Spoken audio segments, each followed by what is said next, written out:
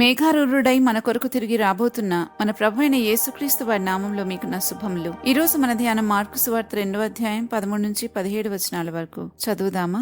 ఆయన సముద్ర తీరంన మరలా నడిచిపోచుండెను. జనులందరూ ఆయన యొద్దకు రాగా ఆయన వారికి బోధించెను. ఆయన మార్గమును వెళ్ళుచు సుంకపు మెట్టునొద్ద కూర్చున్న అల్ఫై కుమారుడగు లేవీని చూచి నన్ను వెంబడించమని అతనితో చెప్పగా అతడు లేచి ఆయనను వెంబడించెను. అతని ఇంట ఆయన భోజనమునకు కూర్చుండి ఉండగా సుంకర్లను పాపుల అనేకులు యేసుతోనూ ఆయన శిష్యులతోనూ కూర్చుండి ఉండిరి. ఇట్టివారు అనేకులుండిరి. వారు ఆయనను వెంబడించెను. పరిశీలనలోనున్న శాస్త్రులు ఆయన సుంకర్లతోనూ పాపులతోనూ భుజించుట చూచి ఆయన సుంకర్లతోనూ పాపులతోనూ కలిసి భోజనం చేయుచున్నాడు ఏమని ఆయన శిష్యులను అడగగా, యేసు ఆ మాట విని, రోగులకే గాని ఆరోగ్యం గల వారికి వైద్యుడక్కర్లేదు, నేను పాపులనే పిలవవచ్చును కాని నీతిమంతులను పిలవరాలేదని వారితో చెప్పెను. ఈ వాక్య భాగంలో యేసుప్రభు వారు లేవీని పిలుస్తూ ఉన్నారు. అప్పటికే ఆంద్రియా, పేతురు, యాకోబు, యోహాను ప్రభు యొక్క శిష్యులుగా ప్రభు పిలుచుకున్నారు.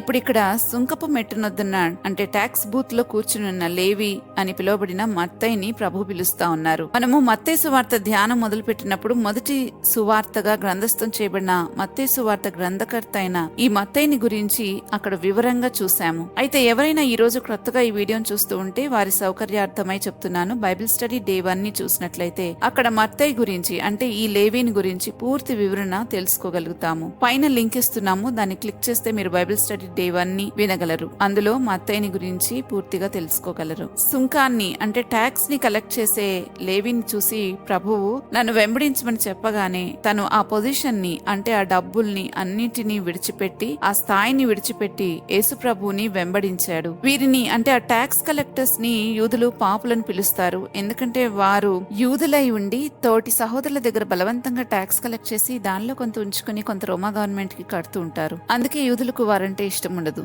ఇది ఆ లేవి అంటే మత్తయి యొక్క బ్యాక్గ్రౌండ్. యేసుప్రభు పిలవగానే విధేయత చూపించాడు. ఇక్కడ 15వ వచనంలో అతని ఇంట ఆయన భోజనమునకు కూర్చుని ఉండగా సుంకర్లను పాపులను అనేకులు యేసుతోనూ ఆయన శిష్యులతోనూ కూర్చుండి ఉండిరి అని చదువుతాం. ఇట్టి వారు అనేకులు ఉండిరి, వారు ఆయనను వెంబడించు వారైరి అని. మత్తయి దేవుని స్వరం విని ఆయన వెంబడిస్తూ ఉండగా ఇంకా మత్తయి కొలీగ్స్ అంటే ఆ తోటి పనివారు కూడా వచ్చి ఆయనను వెంబడించడానికి ఇష్టపడ్డారు. ఈ భోజనపు దృశ్యాన్ని మనం గమనిస్తే ప్రకటన 3వ అధ్యాయం 20వ వచనంలో ప్రభు చెప్పిన విధంగా, ఇదిగో నేను తలుపు నొద్ద నిలుచుండి తట్టుచున్నాను, ఎవడైనా నా స్వరం విని తలుపు తీసినట్లా నేను అతని యొద్దకు వచ్చి అతనితో నేను నాతో కూడా అతడును భోజనం చేయుదుము అని. ఈ వాక్యము ఇక్కడ అక్షరార్థంగా ఆ దృశ్యాన్ని మనం చూస్తూ ఉన్నాం. యేసుప్రభు ఏదైతే చెప్తారో ఆయన అదే చేస్తారు. అది ఎంత శ్రమ అయినప్పటికీ కష్టమైనప్పటికీ ఆయన చెప్పిన దాన్ని చెప్పినట్లుగా చేయగలిగే దేవుడు. అలా చేసినందుకు అక్కడున్న అంటే యేసుప్రభు వారు లేవితో కూర్చుని భోజనాలు చేస్తున్నందుకు అక్కడున్న భక్తిపరులైన పరిసయ్యులు, శాస్త్రులు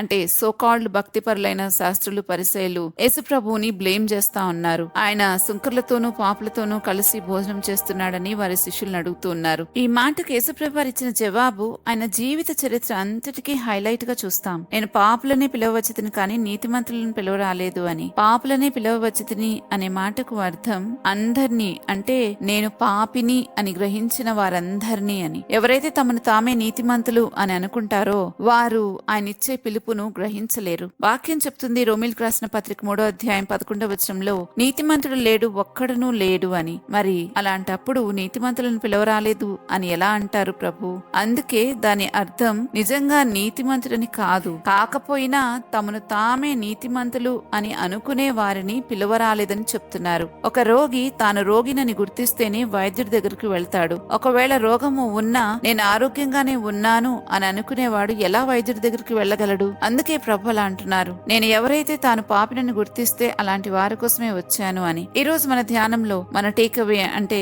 మనం ఏం నేర్చుకోవాలి అనేది మనం ఆలోచిస్తే, యేసయ్య పాపులను ద్వేషించడు, వారిని ప్రేమించి ఆ పాపముల నుండి బయటకు తీసుకుని వచ్చి రక్షించాలనుకుంటారు. మనమైతే ఎవరి మీదైనా ఒక చెడ్డ ముద్ర పడితే అలాంటి వారితో మాట్లాడటానికే ఇష్టపడం. థ్యాంక్ గాడ్ మన ప్రభువు మనలా కాదు. అలా అయి ఉంటే నేనేమైపోయి ఉండేదాన్నో అనుకుంటాను నన్ను గురించి నేను. యేసయ్య లోకము చేత పాపి అని ముద్రించబడిన వారికి ఆయన అత్యంత సమీపంగా ఉండడానికి ఇష్టపడతారు. ఎందుకంటే ఆయనకు తెలుసు తాను వదిలేస్తే ఇంకా చెడ్డవారైపోతామని. ఒక పాపి శిక్షించబడకుండా క్షమించబడటం దేవునికి ఎంతో ఇష్టం. పరిసయ్యులు లేవిలో ఉన్న పాపాన్ని చూశారు, కానీ యేసు ప్రభు లేవి విధేయత గల మనస్సును చూశాడు. లేవిని పిలిచిన దేవుడు అతని మీద ఎన్నడూ చిన్నచూపు చూడలేదు. మిగతా శిష్యులకు తనకు ఏమీ వ్యత్యాసం చూపలేదు. అందరినీ సమానంగా ప్రేమించారు. ఇది చూసిన అనేకులు తన తోటి వారు కూడా దేవుని యొక్క ప్రేమకు ఆకర్షితులయ్యారు, ఆయనను వెంబడించారు. దేవుని దగ్గర దొరికే ప్రేమ, క్షమాపణ, కనికరం మనం ఆయనతో లేకపోతే వాటిని మిస్ అయిపోతాం. ప్రతి మనిషికి ఆహారం ఎంత ముఖ్యమో శరీరానికి ప్రేమ, కనికరం పొందుకోవడం కూడా అంతే ముఖ్యం. ఇవి లేకుండా ఎంత శ్రేష్టమైన ఆహారం భుజించినా మనిషికి తృప్తి ఉండదు. ప్రేమ, కనికరం ఉన్న చోట సాధారణమైన ఆహారం కూడా విందు భోజనం లాగే ఉంటుంది. ప్రేమ, కనికరం లేని చోట